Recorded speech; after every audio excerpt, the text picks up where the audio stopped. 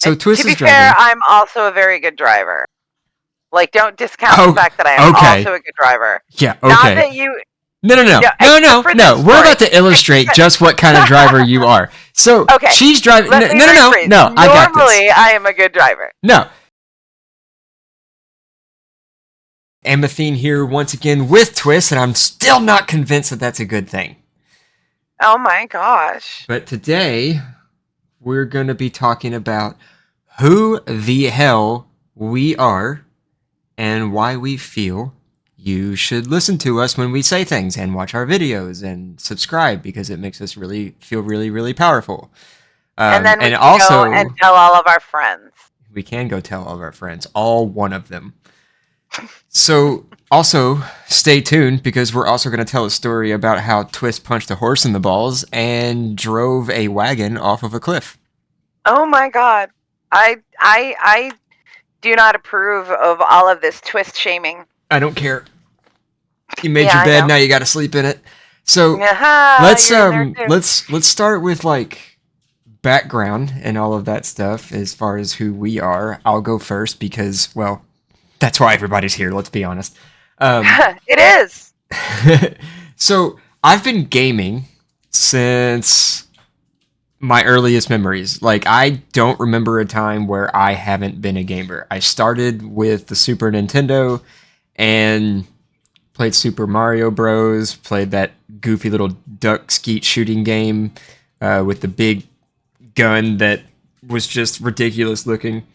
Moved on from that to playing Sega with my cousins, and then N64 with my dad, and played Mario Kart on that. GoldenEye is still one of my all-time favorites. It actually blew my mind when they released it for the Switch. I was really happy about that, but I still have my N64, so I can actually still hook it up and play it, even without the Switch. But played a lot of Super Smash Bros., Star Fox 64, Mario's Castle, all that stuff, and then graduated from that to PlayStation 2 and Xbox. Never had a PS1. My cousins did, so I just used theirs mostly. But went from 64 to PS2 and Xbox. Loved the original Knights of the Old Republic on Xbox. Mercenaries, Playground of Destruction, couldn't get enough of that game. Elder Scrolls 3 Morrowind, GTA on PlayStation was phenomenal to me. GTA 3, Vice City, San Andreas.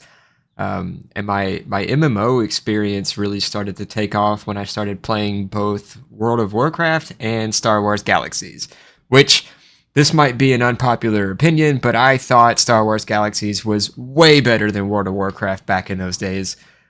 Just because, one, I'm a huge Star Wars nerd, but two, I felt like building your character and your class was a lot more in-depth and took some actual thinking, whereas in WoW, like, don't get me wrong, a little more thought went into it in WoW back then as opposed to today, as far as creating your character. What?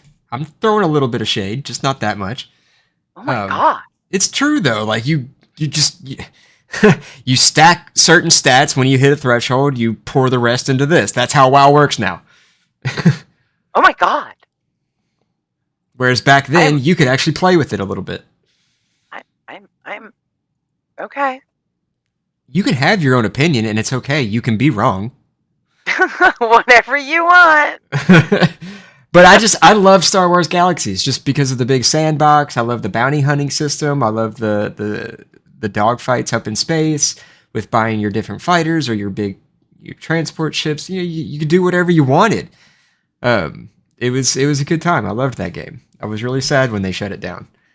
Well, it's very sandboxy from what I mean, I didn't play it, but I understand it was like extremely sandboxy, especially for an MMO. I mean, WoW wasn't sandboxy, so that would explain that difference. Yeah, I mean, I loved the sandbox element. That's kind of what made Galaxies for me.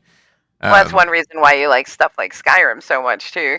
Yep, love Skyrim. But yeah, so I went from Xbox and PS2 to 360, PS3, like normal trajectory, really. Played a lot of Call of Duty on 360, Halo. Let's see, PS3. I didn't play my PS3 all that much. Back then, I was kind of an Xbox fanatic. No one's going to tell me that PS3 was better than the 360 because it just wasn't. I mean, yeah, the 360 had that glaring issue of the red ring of death, but once they figured that out, man, the 360 was just a really good era for Microsoft. So I loved that console. But yeah, went from there to Xbox One, PS4. Now I have a Series X and a PS5 that neither of which do I really ever use because once I made the transition to PC and like fully in like 2011, maybe 2013, somewhere in there. Probably 2013 because that was soon after the Xbox One and PS4 came out. Um, Once I went to PC full time, like I've never really gone back. I only get consoles for, well, I used to only get consoles after that for the exclusives that were on them. But when it comes to Xbox nowadays, that's not really so much of a problem anymore. You can get most of those on PC now. PlayStation also, although those are usually timed exclusives, like they're on PlayStation for like a Right. year only, and then they release them, they port them to PC. Like the Final Fantasy VII remake, they ported that. Eventually, Ghost of Tsushima, they ported that recently. Which, by the way, Ghost of Tsushima, one of my favorite games of all time. Like, loved that game and still love that game. I loved it. It was phenomenal. But that's also as someone who's a martial artist has also studied the samurai sword, and that game just it was it was brilliant. I thought they did a great job there. But yeah, so I've been gaming my entire life. Got into Star Wars: The Old Republic in 2011. Got into WoW in like during Lich King era, um, and have just been going with not so much WoW anymore. We went back during Dragonflight for a few Right. months, but then we set it down again and never went back. Because our histories collided right around 2014, and then we started gaming In together. SWTOR, that's how we met. We met through Star Wars: The Old Republic in 2014. Yep. Yep, So that that's a is bit of my true. history. I'm going to try to keep that brief. There's a lot more to it, but that'll get us started. So I'm going to hand it over to Twist so she can walk everybody through her past, even though nobody cares. Oh my gosh.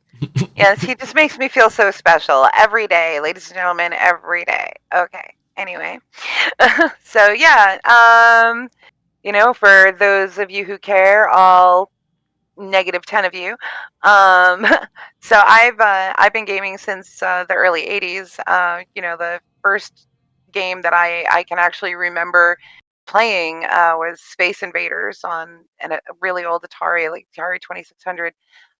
Playing that, and we eventually got like I had a whole bunch of games in that. And I remember being very young, and my mom would we'd go to the laundromat so that she could do the laundry because we didn't have a washer or dryer in our little house. And she would just hand me a whole bunch of quarters and put me like in front of the Pac-Man machine or the Centipede machine or the Pitfall machine, and I would just play video games while the laundry got done, like 4 or 5 years old. Was Um, that basically like I don't want to deal with you? Go get distracted for a couple Y hours. yeah, pretty much, but, it was the '80s, and that was kind of, she would also send me, down like, a quarter of a mile down the road to the corner store with a little note that said, "Please sell Twist a pack of Benson& and Hedges Menthol Light 100s," and, like, $2, and they would totally sell five-year-old solo me a pack of cigarettes, and I would walk back home and give them to my mother, and that was completely normal back then. Nobody would even bat an eye. Heck, she didn't even know where I was 99% of the time. So, but one time, she brought me over to her boyfriend's house, and he had an Atari, and I would play with it. And one time they had like a gathering going on, and some of his friends were there, and they were watching me play, and they didn't think I was actually playing. They thought I was like playing with the controller, like pretending to play. But then, my mother was like, "No, no, she's really playing. Watch." So they like would watch me play. And with Space Invaders, you're controlling a little spaceship on the bottom of the screen, and you're like shooting your little lasers up to the top of the screen, and the spaceships are coming in, and you like shoot them, and you got to hide underneath these rocks so you don't get shot. And as the game advances, as every level you go up goes faster, kind of like Tetris, only with shooty aliens. So they would watch me go like level after level after level after level, and you get to a certain point in that game, it actually gets pretty hard, even by today's standards, because everything is moving so fast, and the controller is not the most responsive joystick. It was a joystick, not a controller. Um, and they couldn't believe it, and they would sometimes play against me, and I would win, and then they would complain to my mother. about how I was cheating, and she would just be like, "No, she's just good at it." And I played games all throughout my life. I loved board games, in the 80s and the 90s because we didn't really have like home video games. The only place I could play was at the arcade up until we got the NES. And we had a ColecoVision before the NES, and I got to play the original Donkey Kong on the ColecoVision. Um, there were some cool games on the Atari. I enjoyed like Pole Position. It was my first racing game. I loved Pole Position. I played it constantly. I liked to play Pitfall. I liked to play. We had the ET game, which is that infamous game that was so bad that they collected all of like the remaining cartridges and like buried them out in the desert. Um, I played that game. Um, I played a lot of Pac-Man. I loved Pac-Man. I enjoyed Pac-Man and Ms. Pac-Man, of course. Although I never really understood the difference. It was still just going around chomping things, except one wore a bow. So, clearly, and had lipstick. Um, for some reason. I don't know. Pac-Man and Anyway, Miss Pac-Man is still one of my favorite games of all time. Like, especially if you have yeah. the souped up like fast version where Pac-Man goes faster. It Love was a that. Google Doodle a few years ago, and that was fun. I played with it for a while. Um, anyway, yeah, so we got the ColecoVision, and I played the original Donkey Kong on that, and a couple other games that I can't really remember the names of. And then we got an NES. And from then on, it was just, oh God, I played like everything on the NES. I played the original Mario games, and I played Duck Hunt with the stupid little zap gun. And, like I never had a power glove, right? This kid down the road had a power glove, and I was so jealous. Um, Anyway, and like I'd go to like Blockbuster Video and rent games to play. Like that's how I like rented like DuckTales. I remember I was sick and I stayed home from school playing like DuckTales and Batman games all day long, like Spider-Man games. That's a Um, very old-fashioned sentence. I went to Blockbuster Video. Nobody goes anywhere, and they certainly don't go to rent a movie or a game any like, nowadays. Like you just everybody's at home. If you're not at work, you're at home, and yeah, you're make me and you're make me streaming feel everything. make me feel ancient. Why don't you? But yeah, I played the original Teenage Mutant Ninja Turtles on the NES, which people of my generation probably all have PTSD from the water level and like all this crazy lightning and like electric seaweed that would zap the crap out of you. I have Um, PTSD from the water level in Super Mario Bros. Like nobody I nobody hate that likes you water call it. levels. They're the I hate worst. that you call it Super Mario Bros. Instead of Super Mario Brothers. I hate that. But That's anyway, okay. You like I said before, you can be wrong. like we'll just have a debate. So in the comments, people should let us know: is it Super Mario Bros. Or Super Mario Brothers? Because Super Mario Brothers, I'm just saying. That's Anyway, just gonna be Gen X versus millennials. That's all that's gonna I be. I don't care. Let's see it. Bring it on. Bring it on. Anyway, so yeah, I played with the NES, and then this thing happened, which was we got a Commodore 64. And I had all these floppy disks, and they were actually floppy, like 5-inch long black floppy disks with like film inside. And I had all these games. I played so many little games. Like I played this little 8-bit game called Space Taxi, where you like picked people up and you like drove around these little alien. We flew your space taxi around these like little alien landscapes, and you had to like land. And if your taxi got like a bad landing, you wouldn't get a tip. I don't know. I just enjoyed it. It was kind of like a time waster. I played this game called Maniac Mansion, which was one of the first video games ever made by LucasArts, and it was like really weird. There were like tentacle monsters and kidnapped teenagers, and it was kind of creepy, honestly. Um, and I played this off-road racing game. Like again, like I love racing games, so like I played this off-road racing game and I played that for hours. And as like a precursor to The Sims, I had this really dumb interior designing game where I would just like paint houses, and it was just good for time wasting. Um so that was like with my Commodore 64, and then we got like a 386 computer, and I still had the NES. I never got a Super Nintendo, right? My friend had a Super Nintendo, and I would go to her house and I would ask if I could sleep over just so that I could play with the Super Nintendo. And then I may started realize that if I made friends with all the boys, then I could totally go to their houses and play video games. So I started doing that, and that was how I got to play like Sega Genesis, and I got to play like Sonic games and like NBA basketball games, and like I got to play Street Fighter that way. And I played the original Mortal Kombat on the NES, and that was a lot of fun. Um, and then I got a 386 PC, and then it was like the precursor to the internet, and I started playing games on it's called like bulletin board systems, and they were a lot of like text-based games where you would connect to like somebody else's computer in like a local system, and you could like email people in your area. I met some people that way, which was interesting, and also a completely other story. uh, and I did that for a long time, and then came AOL, and I was playing Dungeons and Dragons and stuff and Magic the Gathering at like a tournament level in real life, but then on the computer, I started like role playing there, and then I found these like text based games. They were called MUDs, like multi user dungeons, and they were a lot of fun. And then I eventually graduated from that. I played this game called Dragon's Gate. It was made by Mythic Entertainment, who also made Dark Age Camelot. So I actually ended up moving from Dragon's Gate to Dark Age of Camelot, and then from then on, it was like all online gaming for me, except for a few exceptions. And of course, I also I had a PlayStation, like the original PlayStation. That was my graduation present in 1998. I graduated from high school and I got a PlayStation with the original Final Fantasy VII and the strategy guide for it. And I played the crap out of it. Absolutely loved it. I had a huge crush on Sephiroth. I don't know why. Uh, Not really my type anymore, but I back then he mean, was. all the boys had a crush on Tifa. Let's not even pretend that's not true.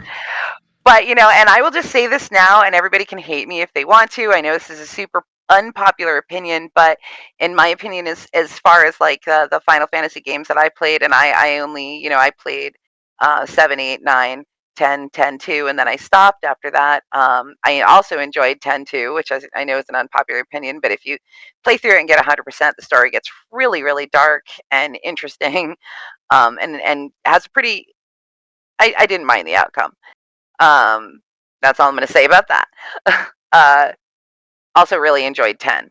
9 should just be forgotten that it was ever made. Um, However, I am of the opinion that Final Fantasy 8 was better than 7. I liked the story. Squall is like probably my favorite Final Fantasy protagonist. I really enjoyed it. I like the time travel aspect. I like alternate realities and alternate dimensions, and I've found that a lot of people that didn't like it, they didn't quite get it, and they didn't understand, like, it was just a little bit too deep and too abstract for people to understand. Kind of like, but 7 had the same thing, right? Where it had like these really deep, abstract, really dark aspects to it, but it was easier for more people to absorb and understand because time travel is always something. So anyway, after Dark Age of Camelot, I went to World of Warcraft, and that was when I started raiding. Was in like at the end of Burning Crusade and the beginning of Wrath of the Lich King, and I joined a pretty well-known top progression raiding guild, and I stayed with them for a few years, and then I quit playing Warcraft. I played Warhammer Online as well and a couple other MMOs, but not really anything of note.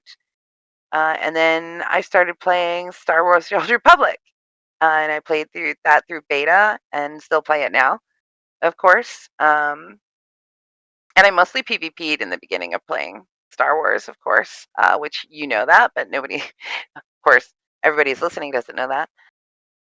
And then in about 2014, I met this guy named Amethine, and my life has absolutely sucked ever since. I'm not going to apologize for art. So yeah, so you back to you because I need a drink now. Oh, wait, you're done talking? That Yes, happens? yeah, I'm all done. You can now rejoice and throw a party with balloons and confetti and a Yeah. cake. Oh wait, you So don't I like guess cake. I guess from here it's like why the hell should people even pay attention to us? Why should they listen to our opinions? You know, and let's be very clear. We know people are going to disagree with our opinions. That's fine. Oh I yeah. actually don't care if you disagree. I encourage different opinions and stuff. You know, like you can have a different opinion and not be a jerk about it. Like that's possible. I don't know if people are aware of that, but you can do that. No Um, way. oh yeah, like Wow. I'm you know, I'm I'm I'm public service amazed. announcement to all people online. Um, but yeah, Who so would have thunk it? for me though, like why should people pay attention? It's like it's you know because who the hell are we? We've just been doing this a long time. We've seen the different uh, trends, I guess, that have risen and fallen within gaming culture over the decades, and we have a lot of experience with MMOs, with RPGs, with for me with RTSs, um, and so on and so forth. And when we sink our teeth and our time into something, we can't. Twist always says that she can never play anything casually, and that's pretty much true for Not both of even The us. Sims. Yeah, not even The Sims for her. And that's pretty much true for both of us. If we're going to commit time to playing something, we are going to commit time to playing it. We are going to learn as much as we can about it. It doesn't mean we're going to be the best at it, but it does mean that we're going to be better than average most of the time. I can at least And be putting in the work to get there. yep, yep, for sure. You know, and like we can look at different builds for the games that we play and be like, okay, so that's why they use this because it works like this. It's good for this situation, you know, so on and so forth. And we can basically reverse engineer them and be like, oh, okay, that makes sense. And then with that knowledge, we can then make our own builds out of it, or at least put our own tweaks on a currently existing build. Mhm. Um, and we also are pretty good at helping people get to the next level of their gaming skill. I mean, we founded an entire Discord community where we've taken people in Star Wars: The Old Republic who have never seen a hard mode raid before. And for context, for anyone who's never played Star Wars: The Old Republic, there are 3 tier levels when it comes to difficulty for raids in SWTOR. But in SWTOR, they're called operations. But we're going to stick to calling them raids because that's what I'm most comfortable with. I never liked that they were called operations, although I understood why because of the game's lore and story and all that stuff. But anyway, there are 3 difficulty levels. There's story mode, which used to just be normal mode. There's veteran mode, which used to be known as hard mode. And then there's master mode, which used to be known as nightmare. Because I was playing at a time when it was called normal, hard, and nightmare. That's what I tend to continue calling them, even after the title swaps. But you know those are the 3 tiers. But we've created an entire Discord community where we've taken people who have only ever seen story mode raids, and we've taught them hard modes. And then we took some of those same people and we taught them nightmare versions of those raids, and now they're clearing some of the hardest content in the game when 6 months ago they weren't even clearing the mid tier level. So Yeah. that's what we're capable of doing, and we're not just capable of doing that with SWTOR. We're capable of doing that with multiple games, and we're good at what we do. There are people who are better at a given game than we are, but that isn't the point. The point is we can get you to that next level. Yeah, like I like to think of it as, I'm not the best, but I'm also not the worst. I'm decent at what I don't like to do things if I'm not at least good at them. And like I'll get frustrated and I won't do that thing anymore because I'm not any good at it.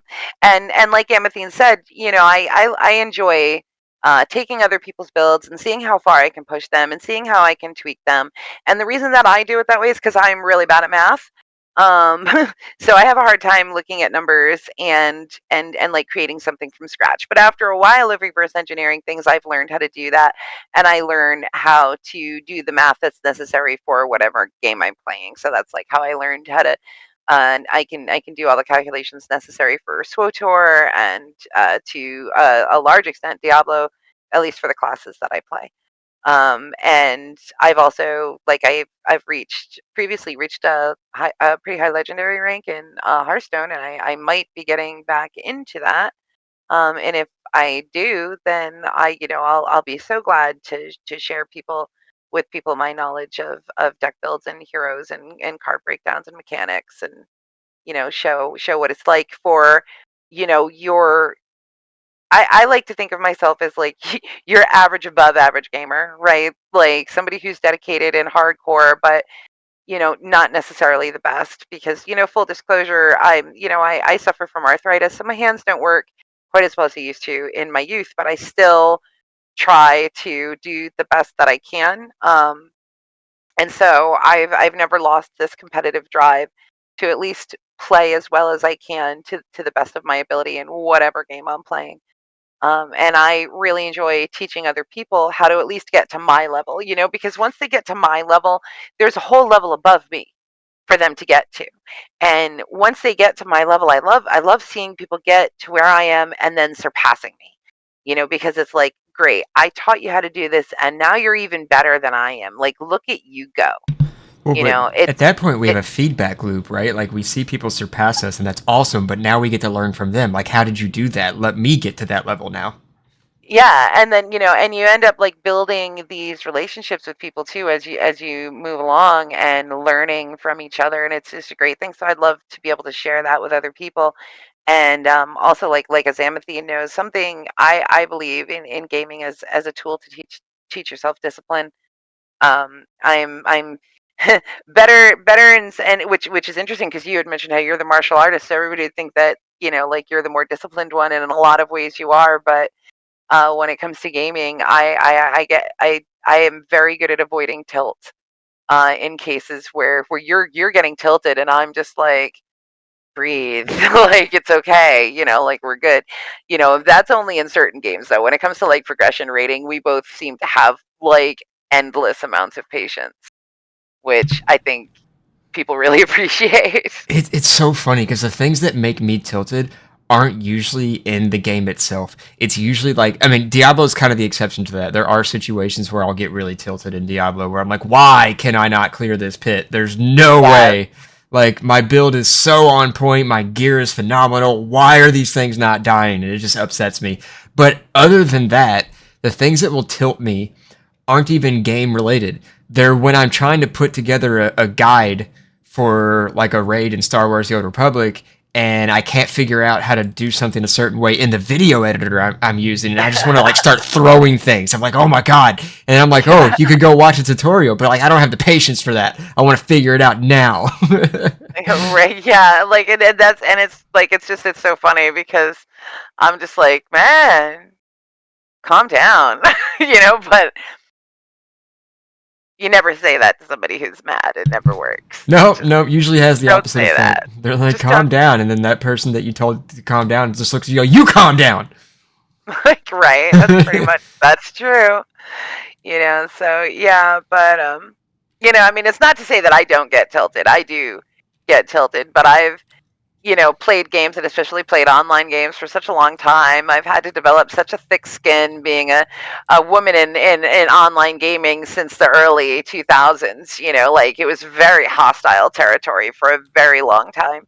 And I learned, really, really early on that I couldn't like ask, to be treated equally. I couldn't, demand it. I just had to act like I already was and just ignore everything that anybody threw my way.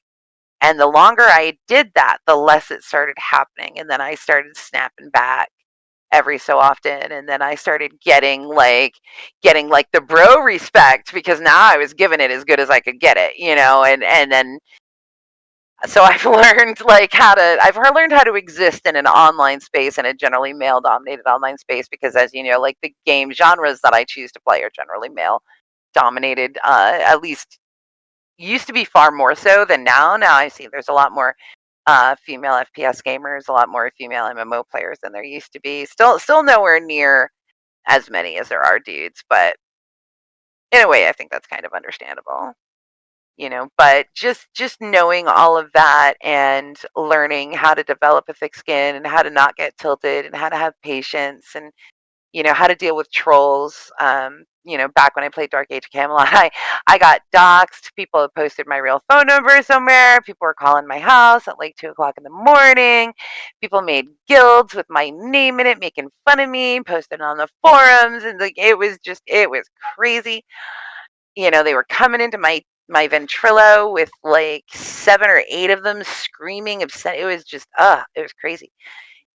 But I'm still here, right? And I'm still in a gaming space, and I'm still, you know, just not allowing these things to bother me. So I feel like that kind of experience is something that people who suffer from feeling like they're unwanted or being pushed out of a gaming space or don't know how to claim their space in this kind of like environment, I think I can help them too. Yeah. Well, I mean, and let's be clear too. Like, we're not the only. We haven't created the only community that exists to help people in Star Wars: The Old Republic or any other game for Oh that no. matter. Because like, you can join our Discord even if you're not a SWTOR player. You want to play Diablo? Like, yeah, come on in. You want to play something else? Come on in. Like, we're here for it. But like, there are other communities out there that have taught people how to do these raids in SWTOR. But I think the thing that sets us apart is the amount of patience that we have and the amount of detail that we include in our explanations, and Yes. and how much we're we're when we say this mechanic works this way and we go into all that detail and explanation, we're not going to assign somebody to that mechanic who has done it before. If you're there to learn, we're going to make you do that mechanic, because Yep. that is how you learn. You learn with the explanation, you learn by seeing it, you learn by doing it. Okay, we're not going to prevent you from reaching that threshold, that next level, because the whole point is for you to get there, and we are doing you a disservice by carrying you. Yep. And if you fail the mechanic and we wipe 10 times in a row, then you failed the mechanic and we wiped 10 times in a row. You'll get it eventually. And we're here until you do. Sometimes people just need to practice something enough times. Sometimes they need to just get it right one time. And like after they've gotten it right that one time, that first time, then they get it right forevermore.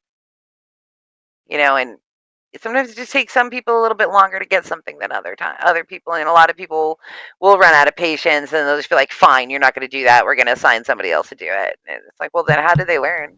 Yeah, and then like, along with helping people, teaching them, and sharing our expertise, there are things that we still want to learn. So we have people that we go to when we're like, hey, how do we do this? How do you do that? Yep. How does this work? But besides our desire to help, why else should you listen to us? It's because we just genuinely love gaming. It's like that is what we do. We do it Yeah. every day, um, probably more than we should, and I'm here for it. I'm okay with that. Like, no one gets to tell me how to live my life. I'm doing that. So gaming is my passion. It's what I love. I love trying new games. I love going back and getting nostalgic with older ones, and I love the current ones that we play, and I can't get enough of it. So I wanted to create a channel that people can go to share in that passion, to share in that love, and maybe just get a different perspective on it, or a different flavor, because there's tons of streamers and YouTubers out there that are gamers and that's what they're doing, and blah blah blah blah blah. Some of them are super famous, some of them not so, and I don't care about any of that. I want to game, and I want to bring my flavor to that realm. Yeah, tastes like blue raspberry. Okay, um, yeah, I got nothing for that. um, so, what are this is gonna be a difficult question for both of us to answer, I think, because I don't think there's any like one single answer for me. But like, what would be your favorite game of all time? And that's a very difficult question for me, because it's like there are so many that I could say. I love the original Halo Combat Evolve. I love the Total War games. Um, I love Final Fantasy 7 and 10, just like Twist does. Um, Also a big fan of SWTOR, even though it's got more of a cult following now, but I think the concurrent population across servers is like 17,000 people, something like Something that. like that. Not a huge community anymore. But I still love that game. I can't help it, and I just yeah. I don't think I can give one answer. The single player content from Red Dead Redemption 2 though is definitely like there's no way it's not an RPG player's top 5. Yeah, I mean, if you want to talk about my favorite game of all time, I mean, that's it. So, like, you took it away from me. I mean, you're not allowed to have nice things, so Yeah, I know. I mean, and you actually know that Red Dead Redemption 2 is probably my favorite game of all time. I mean, I've loved many games, and there are many games that have like a lot of nostalgia factor for me. Some of which you have played, and some of which you didn't play. Like just off the top of my head, like I've already mentioned, Final Fantasy 7, 8, 10. All three of those games, Mortal Kombat trilogy, especially. I have a lot of like fond memories of playing that with a lot of like all my guy friends and beating the crap out of them and then banning me from playing Noob Saibot. So I have like a lot of nostalgia factor for those games, and of course I love them, but I couldn't say that they're my favorite game of all time because even though I still love them, and I even went back and played the old Final Fantasy 7 a while ago, and I played some of the remake, but I never finished it. um I can't really be like, oh, that's my favorite game of all time. And but I can say that about Red Dead Redemption 2, and I can say that because I've put almost 2,000 hours into that game. I have a save that's in chapter 3, and I go back and I will just load into the game, and I will just get on my horse, and I will just go ride around and look at things and go hunting and go fishing and just like role play that I'm like living off the land, and I make sure that I eat 3 times a day, and I make sure like no, sometimes I'll go in. hold on. Let's talk What? about what Twist really does in Red Dead. No, no, no, no. That's let's save that for let me finish this, and then we can talk about that. I don't Okay. know. I think people are I chomping at know. the bit here. I'm sure that they are just like my horse, but we're gonna wait for 1 second because I just like I feel the need that like while I have this space, to just say to people like if you have not played Red Dead Redemption 2, you are absolutely missing out, and you've done yourself a disservice. And I know that like a lot of people had feelings about Rockstar and how hard they pushed their employees to make that game, and I feel bad for them, for how hard they had to work, but at the same time I also feel this enormous sense of gratitude to them for putting that much work in, for creating a game that is so immersive and so realistic that when I play it on my PC and it's dark in my home, and I have my headset on, and I've got the game sounds up, and I'm riding around at night, that the ambiance is just so on point that when a bear growls, the hairs on the back of my neck stand up. And when I'm walking through certain areas of the game, especially in tall trees, there are these areas that look so much like campgrounds and forests that I used to play in where I was growing up, and I can almost smell the soil and like hear I can hear the leaves rustling in the animals, and I can identify every animal by its sound because I know those animals. And so it's just like I am so grateful that this game was created, and I think that anybody that hasn't played it is really missing out. So now we can talk about other things that have happened in Red Dead Redemption. Yeah, so whenever we play RDO, Red Dead Online, we're typically bounty hunters, right? And we like to, well, that's what we do. We go out, we find bounties, we haul them in. Um, except, Alive, mind you. Alive, yeah, mind you. We bring them in we alive. we get paid more for that. So yeah, we're gonna bring them in alive. Yeah.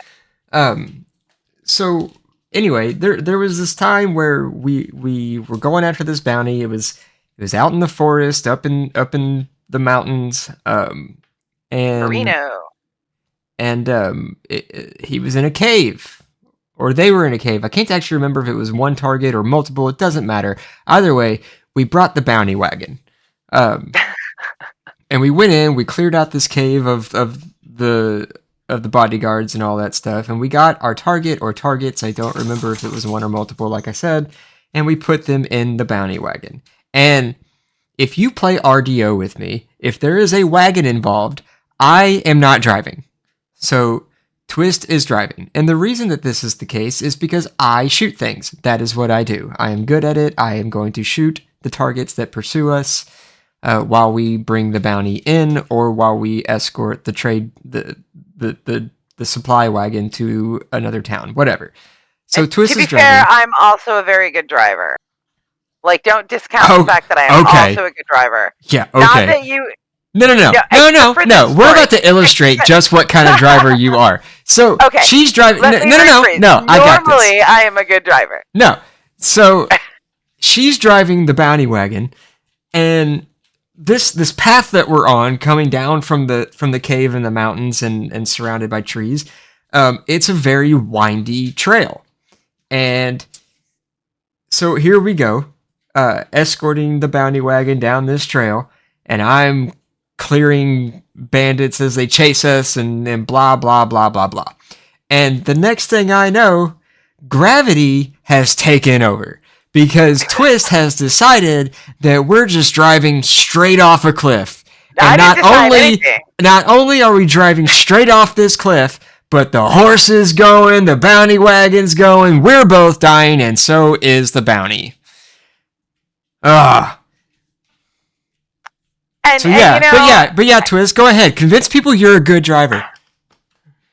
It's just because, for some reason, I felt the need to pan the camera behind me and look behind me at the worst possible. Why are you panning the camera? You are driving. I will pan the camera. I am the one shooting things that chase us. I will pan the camera. See if there was something back there. But nope. Cliff. Okay, whatever. All right. Whatever. Like you've never messed up before. Ever. You're just... I haven't gotten us both killed. Of perfection. I'm sure that you have. I just don't remember when. I definitely haven't. And I for sure have not driven the bounty wagon off a cliff with our target inside of it. All right, whatever. We still brought him back. He was just dead. Oh, no, wait. Did we bring him back, or did we lose the body? Well, we died too, so we had to start it over. Oh, yeah. That's right. Oh, that's right, because it was a legendary bounty at that. All right. But yeah, so that's like one unhinged story from Red Dead Online, and then, there's the other story that is your favorite story other than the driving the bounty wagon off the cliff story, which, is also an embarrassing story, because I did a thing. We had just finished a bounty, and we rode our horses, and mind you, I love horses, so I love my horse in Red Dead. He's my favorite thing. I have a steel gray Breton, named Warlock, and that's, I want a horse in real life. I name him Warlock, but I don't have one yet. Instead, I want a black horse named Warlock, and I've never had one, but instead I had a spotted horse named SWTOR. Anyway, so, we ride our horses over to Emerald Station, because that's where we were, and I think there was like a daily challenge for New Hanover bounties anyway. So I get off my horse, and I always tie my horse up, because I'm like very RP. I role play when I play the game, so I'll tie my horse up, and then I go over to get the bounty, and I look at the bounty poster, and I pick our bounty, and then I go get back on my horse. And the thing is that I play with a mouse and keyboard, because we play Red Dead on PC, so the button to get on my horse is right next to the button to melee enemies. So I went to go get on my horse, but instead of getting on my horse, I punched it in the testicles, and it kicked me square in the chest, and I flew back like 30 yards and instantly died. And Amethine just started falling out of his chair, laughing so hard. And he's like, ha ha ha, you punched your horse in the balls and you died. And I'm like, oh my God. I totally punched my horse in the balls and died. So I couldn't. I couldn't breathe. I couldn't breathe. yeah. My other favorite thing to do in RDO is just to randomly tie a lasso around her and drag her around camp. Yeah, he does that, and like to be fair, might have something to do with how every time. See, he goes into the gun shop, and I do not understand this man. All right, he walks into the gun shop, and he's in there for like 15 minutes. What are you doing in there for that long? I I'm don't having a understand that. conversation with the gunsmith. Okay, but like he see, and I like seriously role play when we're playing Red Dead because he's in the gun shop and he's just in there forever. Like it's a real life gun shop and he's just got to peruse all of the merchandise. And that's fine. Whatever. Be a man. Look at your guns. I don't care. Pew pew boom. I've got my own guns. I got enough ammo. I Your don't need guns are any more. pink. You They're not go. real. They are not pink. My guns are not pink. My guns are silver. They are not pink. I have a purple wrap on one. I had a pink wrap on one, but then you were like, why do you have a pink wrap on a gun? So I I changed didn't it understand. and now it's green. Anyway, Green's gross too. so, yeah, you're gross. So anyway, so he's in the gun shop, like perusing the merchandise, doing whatever he is doing. So I always go down to the saloon, right? So I go down to the saloon, get a beer, and then I slowly walk back to the gun shop with my beer, and I take a sip of my beer, and I smoke a cigarette, and like all the NPCs are walking by, and I'm all like hi to the NPCs, and they're like hi to me, and then I go stand outside the gun shop, and I just keep drinking my beer, and then like I'm waiting for him, and then I can see his like character become solid again, like once he stops talking to the gunsmith. So I'll stand outside the door with my middle finger out, just flipping him off when he comes out, and so I can kind of understand why he might hit me with the lasso every once in a while. Just saying. I mean, it's not every once in a while. It's literally every time we play. Yeah, I mean, yeah, and I'll try to like hide in the tent and like go around poles and stuff. He always manages to get me though. It's really frustrating. Pretty good with a Yeah. lasso. I don't know what to say. Yeah. My favorite story is the time that his horse like ran off and I like walked up to him my horse and I was like, "You want to ride, cowboy?" And he goes, "Gross." But then he got on the horse, so it's like I still won because you got on the horse. You can't prove Just saying. that. I no, I can't because I don't have it on video, but I know that it happened. You know that it happened. No. I plead the fifth on that one. Yeah, okay. He still got on the horse. So what games are we looking forward to both together and separately? You want to go first? Too bad, I'm going. So Wow. as far as games looking forward to together, I mean, we're always going to play SWTOR at least until they shut the servers down. But yeah. I think the one that I'm looking forward to the most to playing together is Terminator Survivors. Yes, and me too. Like I think that's going to be a lot of fun. I'm really looking forward to that. We've been anticipating that for God, it feels like forever now because they announced it and then it doesn't have a release date, but it's just like a vague release date It still. says like 2025, but it doesn't say when, which tells Yeah. me that like we're already halfway through 2025, so I wouldn't be surprised if it got pushed back to like 2026, And like the other game I'm going to talk about. yeah, and I was saying it's funny that that's like our favorite game to like your favorite game for us to play together because at a me one of mine for us is also 7 Days to Die because like I guess we like playing survival games together. So Yep. And then as far as games that I'm looking forward to playing separately from her, I would have to say Crimson Desert is the one that I'm looking forward to the most right now.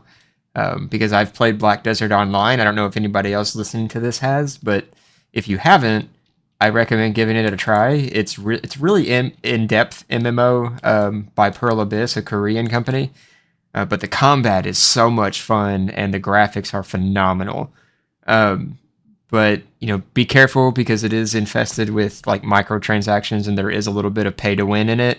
Not in terms of combat, but just in terms of like unlocking like more inventory space and things of that nature. But you can't well, I guess you can technically pay to upgrade your weapons and stuff, but like it's more like you're paying for the material. And I don't really like that. I don't like any sort of pay to win features, unless you're like just paying for the game itself. That's not really pay to win. That's pay to play. Um, yeah, So so I'm not a fan of pay to win. I'm okay with like cosmetic microtransactions or like anything that Yeah. doesn't give you an in-game advantage over other players. Like I'm okay with that sort of stuff. But if paying for something in the game gets you a like an actual advantage over a different player, like mechanically speaking, that's not okay in my book. But anyway, No. so I'm looking forward to Crimson Desert, which is supposed to be like a single player version of Black Desert Online. And last I checked, it's set in the same universe, but it's set like I don't know, like a few centuries before the events of Black Desert Online. I don't know if that's still the case or if they've changed it, if they've changed the story altogether or the universe or anything like that. But the gameplay looks really fun from what little I've seen. So if it's anything like BDO, I'm really excited for that.